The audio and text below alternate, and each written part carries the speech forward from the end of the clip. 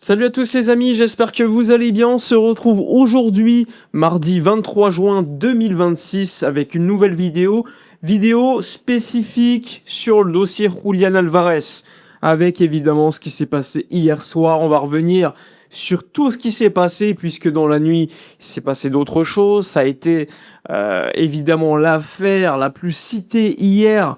Donc on va en parler évidemment des informations, les infos les plus fraîches, comme d'habitude. Donc n'hésitez pas à mettre un petit like, à commenter, à partager, liker, booster la vidéo comme d'habitude, ça fait toujours plaisir. Vous pouvez également rejoindre la chaîne, il y a un petit bouton sous la vidéo. Ce soir, aux alentours de 18h15, je serai en live sur Twitch et YouTube pour évoquer le dossier avec vous, avec toutes les informations les plus fraîches et évidemment le dénouement de ce dossier à venir. Bon, on y va. On débute, comme je vous l'ai dit, hier il s'est passé beaucoup de choses. Hier il y a l'Argentine qui jouait, l'Argentine qui a gagné, l'Argentine qui a assuré sa première place avec la victoire hier de l'Algérie face à la Jordanie. Et après le match, tu as Julián Álvarez qui s'est exprimé devant la presse.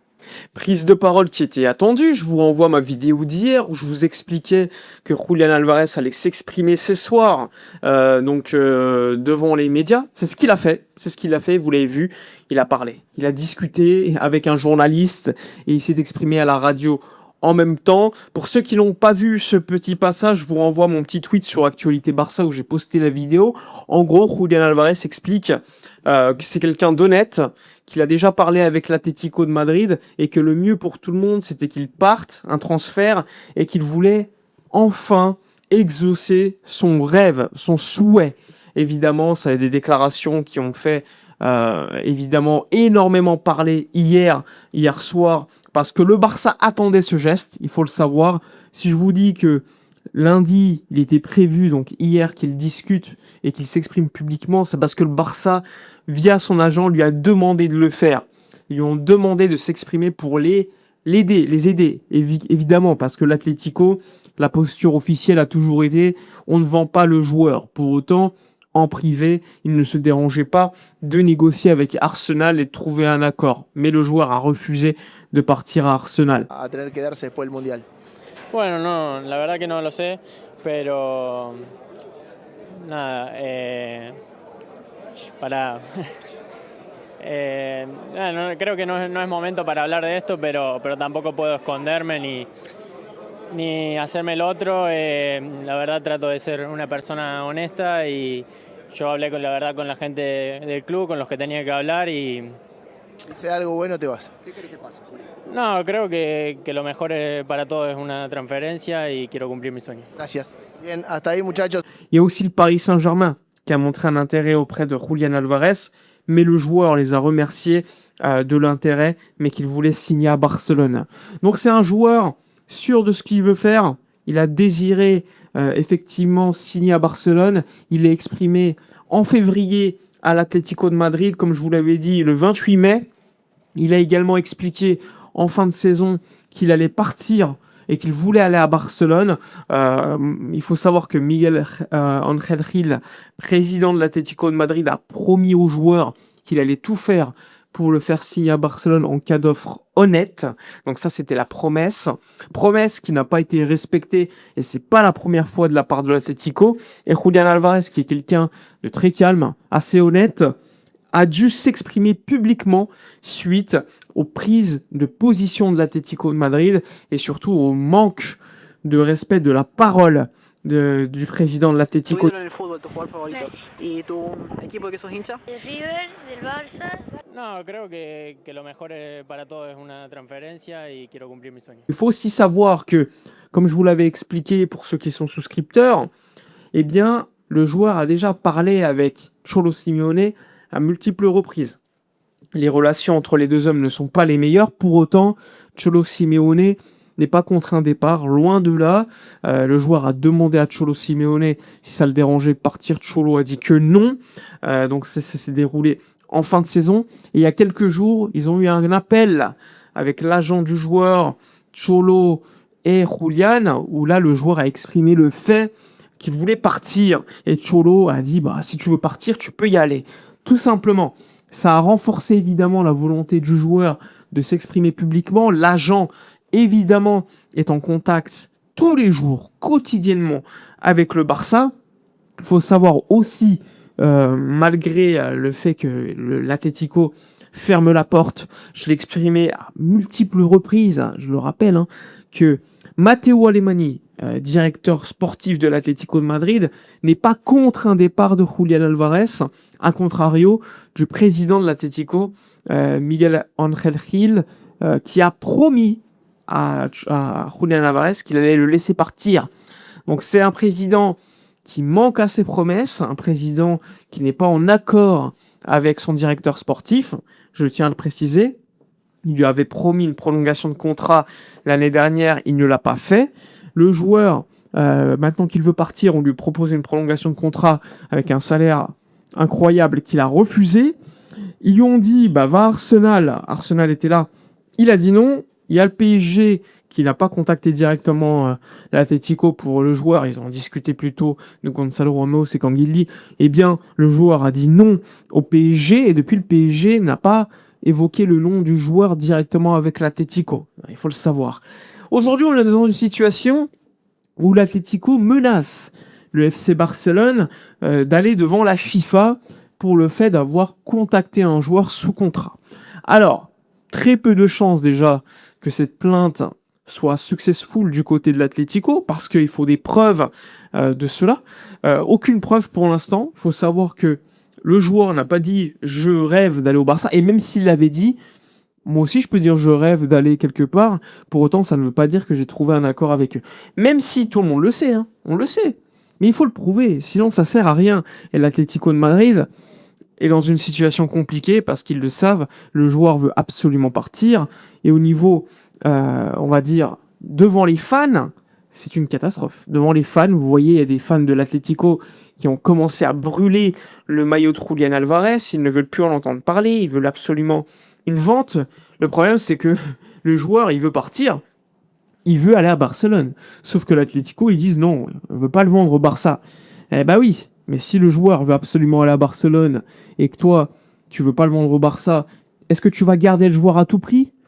C'est le choix que doit faire l'Atlético aujourd'hui. Un club de l'Atlético qui, je le rappelle, lorsqu'il y a eu la recrue Julián Álvarez il y a 2 ans depuis Manchester City, eh bien, eux, ils contactaient tous les jours, et ils l'ont dit eux-mêmes, Nahuel Molina, Rodrigo de Paul, Cholo Simeone, il y a 2 ans. Ils l'appelaient tous les jours pour le convaincre de signer à l'Atlético. Hein. Donc, c'est bien beau de se plaindre de contacter des joueurs sous contrat, mais tu le fais aussi. Et encore une fois, la plainte sera beaucoup plus au niveau populisme qu'avec un impact important. La jurisprudence de la FIFA est plutôt claire sur ce sujet-là.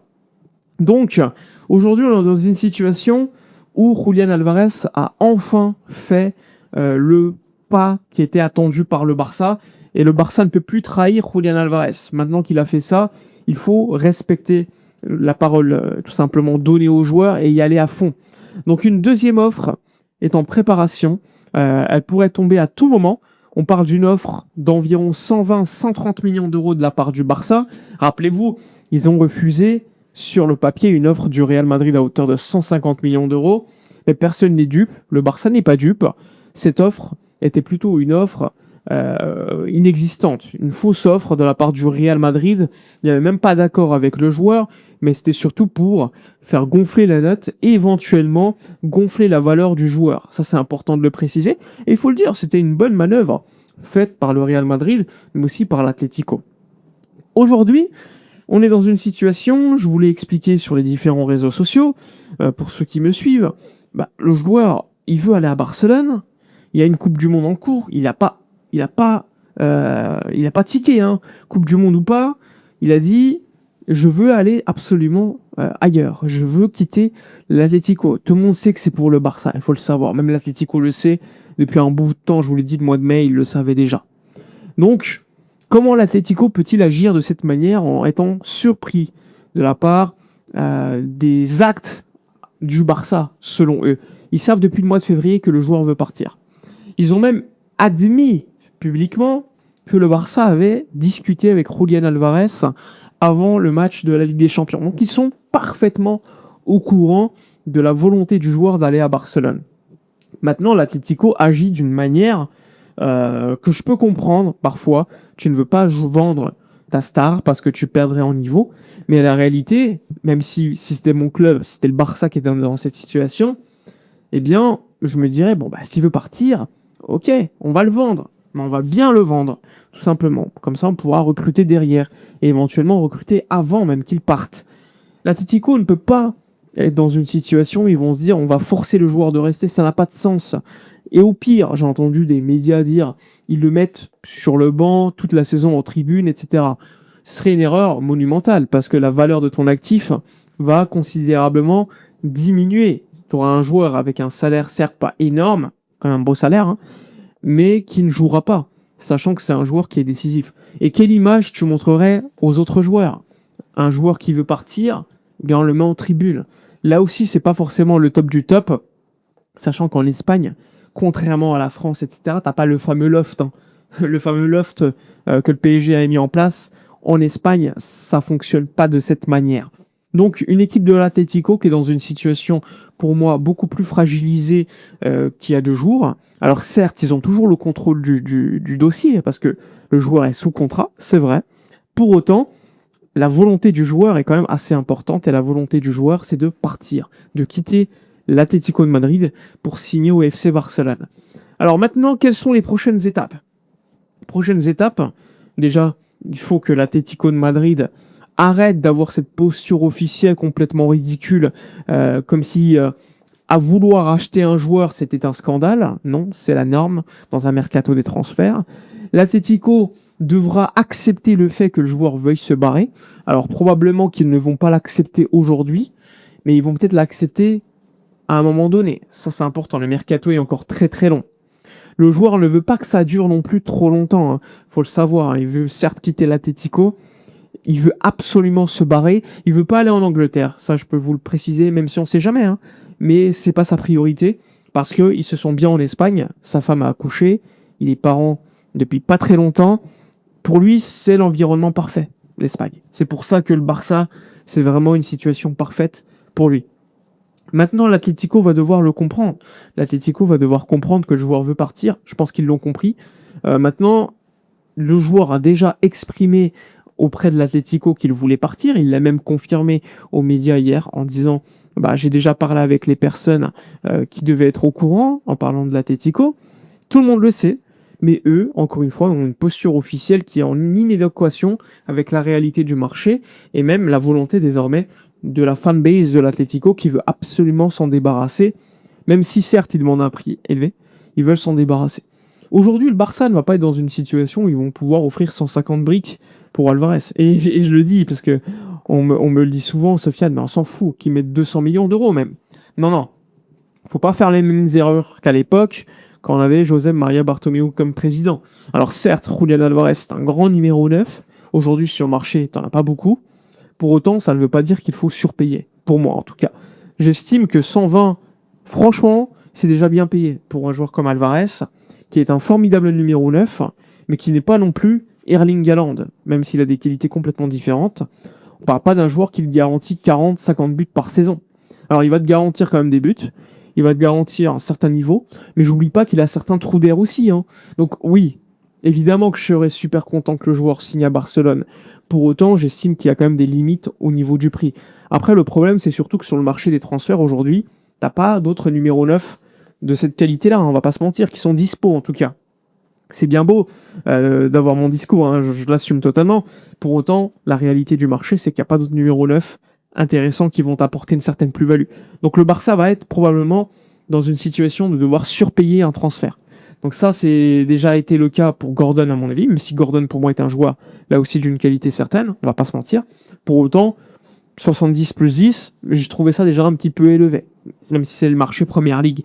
Pour autant, aujourd'hui, tu es dans une situation où tu es obligé de surpayer pour avoir des joueurs de qualité, surtout quand tu es le Barça. Par contre, nous, quand on doit vendre des joueurs comme le Barça est censé garder toujours le top du top, forcément, si un joueur doit partir, c'est que nous, en tant que fans et en tant que club, on estime qu'il n'a pas le niveau pour le Barça, et donc, automatiquement, il est dévalué. Donc ça aussi c'est important, sachant qu'il a déjà un gros salaire, donc il faudrait un autre club pour l'acheter et qui lui offrirait un salaire aussi important pour que le joueur veuille partir.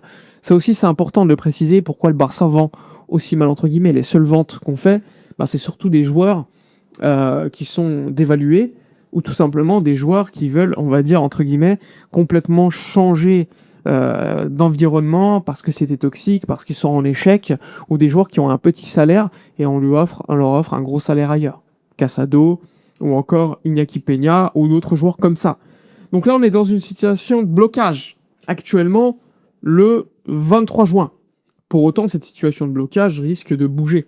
Je tiens à préciser que l'Atlético de Madrid, je le répète, au sein de son club, il y a des gens qui sont disposés à vendre Julián Álvarez, que ce soit à Barcelone ou ailleurs. Il y a vraiment 2-3 dirigeants qui, eux, sont vraiment réfractaires à la question.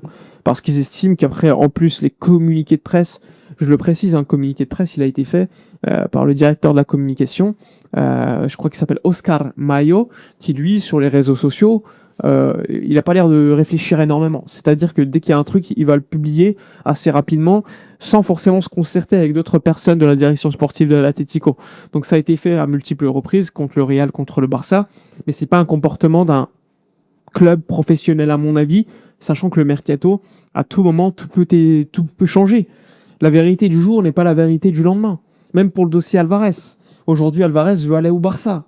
Mais si dans 3 semaines, 4 semaines, l'Atlético refuse catégoriquement un départ, on ne sait jamais ce qui peut arriver. Il peut te dire, finalement, je me barre ailleurs.